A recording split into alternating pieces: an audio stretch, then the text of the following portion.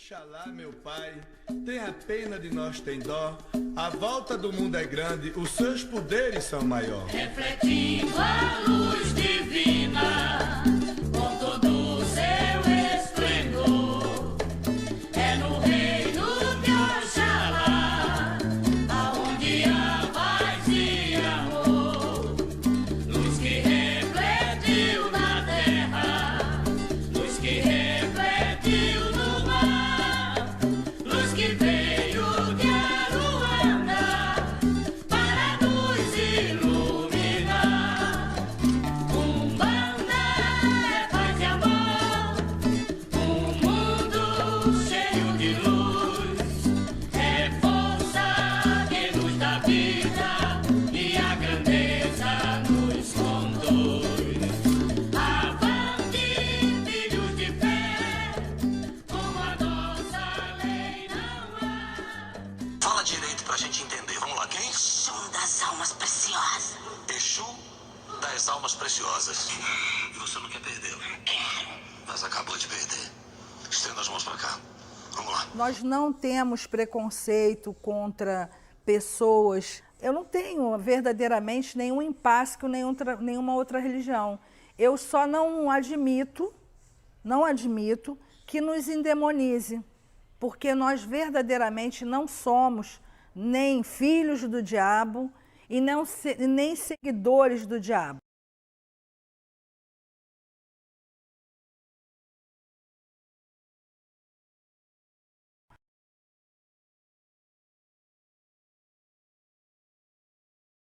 Então eu acho que o ideal é isso, olha, nós somos uma religião que fazemos ritos dançantes, louvação a orixás e temos contatos com as entidades.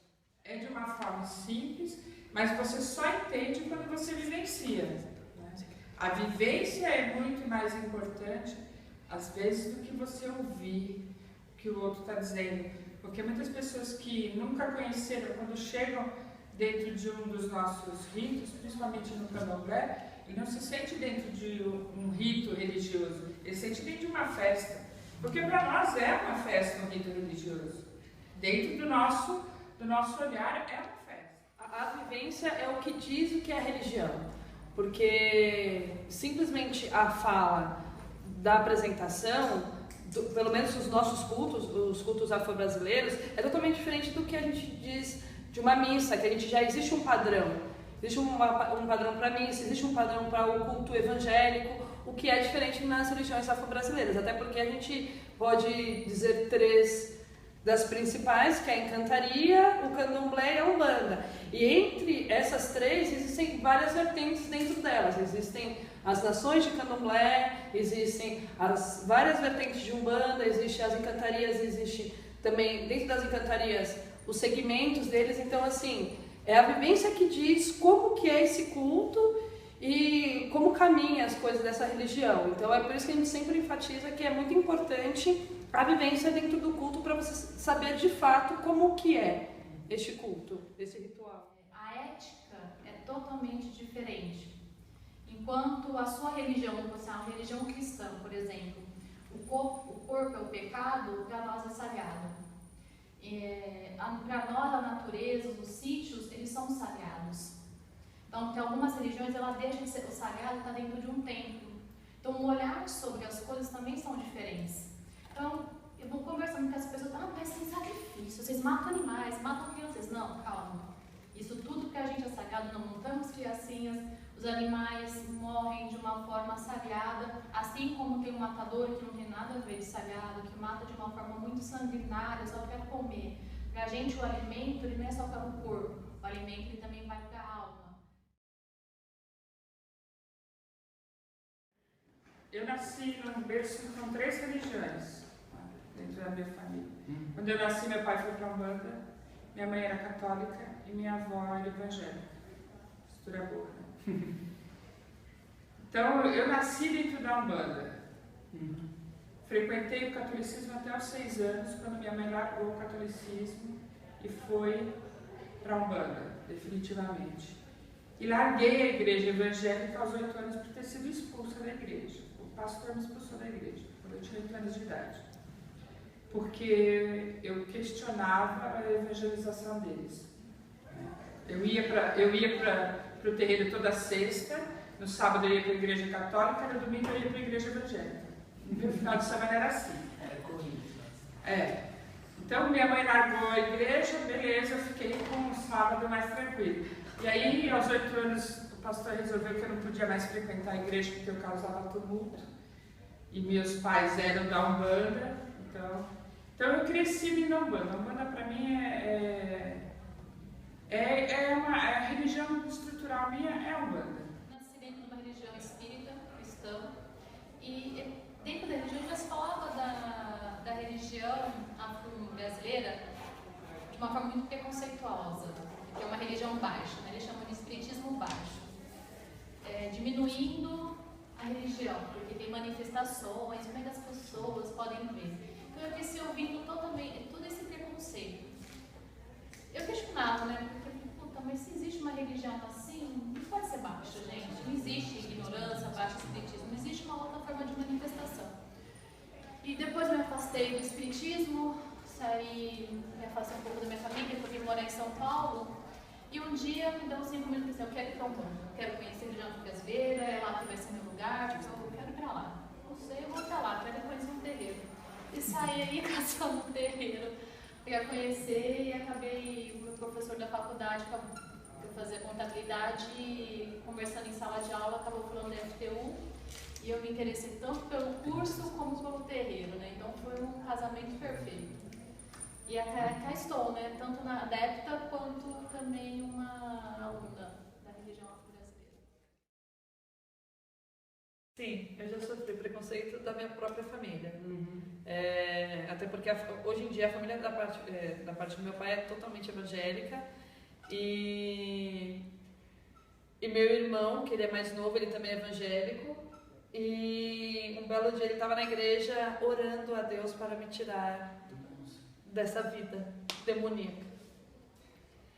E aí meu pai ficou sabendo, através dessa oração do meu irmão, que eu fazia parte de um terreiro. E aí um belo dia eu fui almoçar com a família. E aí eu fui muito bem recepcionada, como podem imaginar.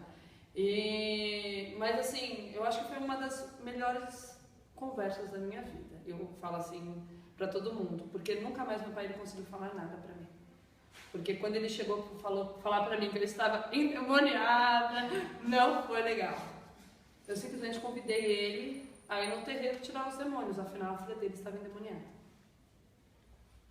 E eu acredito que, como eu já fui evangélica, tenho um pouco conhecimento de Bíblia e até por ter vindo de berço católico, eu falei que o Senhor Jesus Cristo, ele ensinou que você tem que cuidar e zelar dos seus, e principalmente do seu próximo, por amor a ele e tudo mais. Então, se você tem alguém, principalmente em sua família, que é endemoniado, já que você precisa salvar a sua família, você precisa tirar o demônio dessas pessoas. Então, eu convidei ele a ir do terreiro, estou há 5 anos esperando. Uma das coisas as quais trazem o preconceito é justamente a pessoa não perguntar e já trazer uma ideia pré-concebida. E geralmente essa pré-concepção é com base justamente no que não é a nossa religião.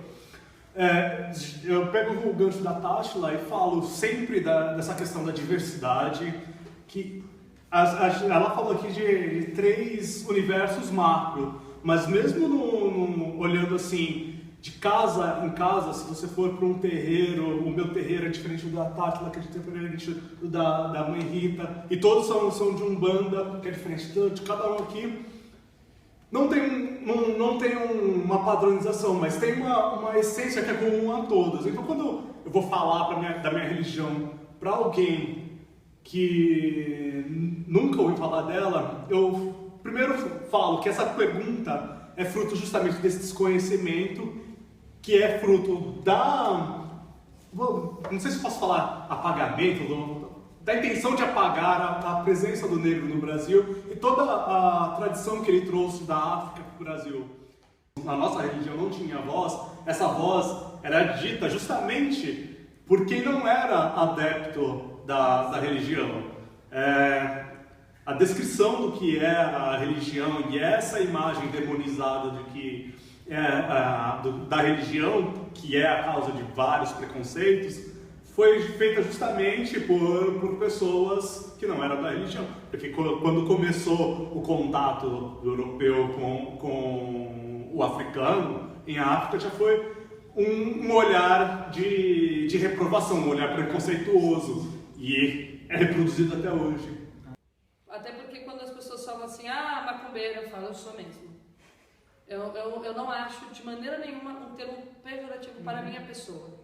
Porque se isso foi uma característica que a religião em si, na verdade, que foi caracterizado para a nossa religião, embora as pessoas usam de uma maneira pejorativa, não me ofende. Porque se eu sou reconhecida como macumbeira, eu sou uma macumbeira. O bom ou o ruim é você que está julgando. Eu incenso esta Oxóssi de Ogum e Oxalá.